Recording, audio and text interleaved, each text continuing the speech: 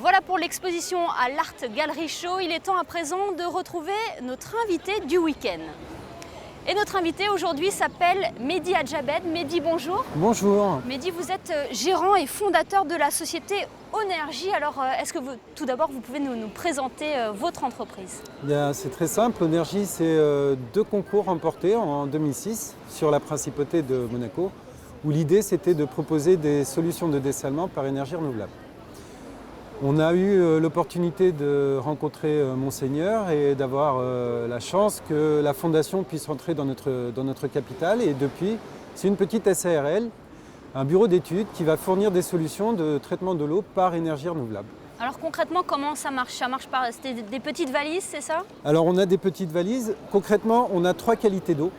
Et en fonction de la qualité d'eau à traiter, on va pouvoir sortir des solutions. Donc sur les eaux qu'on va retrouver croupies de rivières, les oueds, les puits, on a une solution mobile. Et sur l'eau de mer, on a développé une mallette qui permet de dessaler l'eau de mer avec un petit panneau solaire. Après, on a les eaux de rejet, où on pourra en revenir ultérieurement, où là, c'est des stations en fixe, où il faut faire des tranchées et installer le bazar. Et du coup, on couvre plein de types de solutions, que ce soit fixe ou mobile. Notre spécialité étant les petites mobiles. On va parler des projets que vous avez menés en principauté. On peut parler par exemple du lycée FANB, du quai des Hirondelles. Exactement, on travaille, j'ai l'honneur de pouvoir travailler avec le lycée FANB et d'être intégré dans leur programme de cette année pour pouvoir accompagner, sensibiliser les élèves sur le montage, l'assemblage d'une de mes solutions manuelles qui permet de traiter les eaux de rivière. Et donc les élèves vont pouvoir assembler cette machine courant d'année, c'est un programme sur 2 ans. Et après, les missionnaires de FANB, avec l'ensemble de l'équipe éducative, choisiront un pays destiné à récupérer cette machine, une école dans laquelle les élèves qui l'auront assemblée pourront voir après l'évolution de cette machine. On travaille aussi avec le département de l'aménagement urbain sur des solutions d'approvisionnement en eau pour de l'irrigation, ou là, comme c'est en projet, sur le bassin à Fontvieille. Et donc l'idée, c'est de soulager la principauté sur son approvisionnement en eau douce, puisqu'on est au bord de mer, et donc on pourrait récupérer l'eau de mer pour faire de l'irrigation ou nettoyer la voirie. Il y a également les éléphantes, la bonne installation, on va dire, des éléphantes baby et Népal. À titre anecdotique, ouais, j'ai travaillé avec Son Altesse Stéphanie sur l'installation d'une solution pour récupérer les eaux de rejet de Baby Népal sur le domaine de Fontbonne.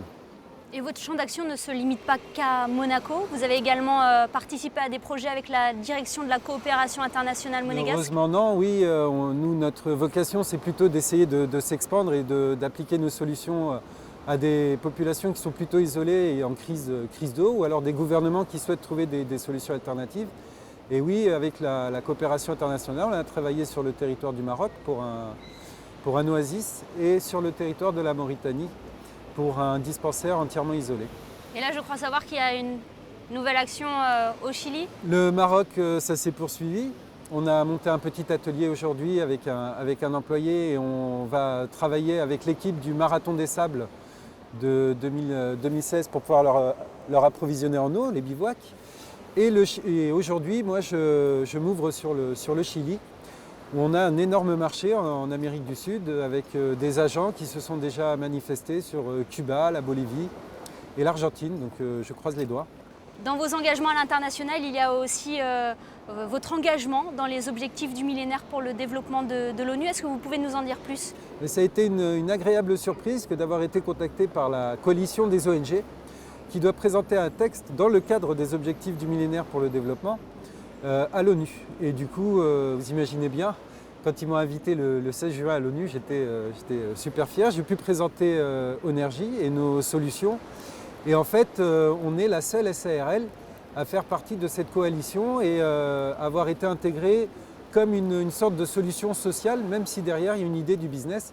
Tout simplement parce que cette machine que les élèves vont monter à FANB, c'est une machine qui a été développée de sorte qu'elle soit assemblée à l'extérieur et qu'on puisse aller dans une quincaillerie générale, par exemple à Nouakchott ou Dakar, pouvoir récupérer les composants et assembler cette machine. Et du coup, ça permet de créer des emplois locaux, de rendre accessibles des solutions d'accès à l'eau et de permettre aux populations locales d'avoir accès à une solution innovante les plonger dans le 21e siècle. Votre actualité également, c'est cette chambre des énergies renouvelables et de l'écologie de Monaco. Et oui. Est-ce que vous pouvez nous en dire plus sur le rôle de cette chambre? C'est très simple, avec deux autres acteurs de la principauté de Monaco que sont Éric Villalonga et Joël Bachialon. Et aujourd'hui rejoint par Sergio Contaldo de Nuteon, on avait eu l'idée de regrouper les compétences des spécialistes du développement durable et de l'écologie sur Monaco. Et au départ, on avait monté un syndicat, c'était il y a bien 2 ans. Et là, le syndicat a pris de l'ampleur. Maintenant, on est une dizaine d'adhérents. On se nomme maintenant Chambre des énergies renouvelables et de l'écologie de Monaco parce qu'on souhaite s'ouvrir à l'extérieur.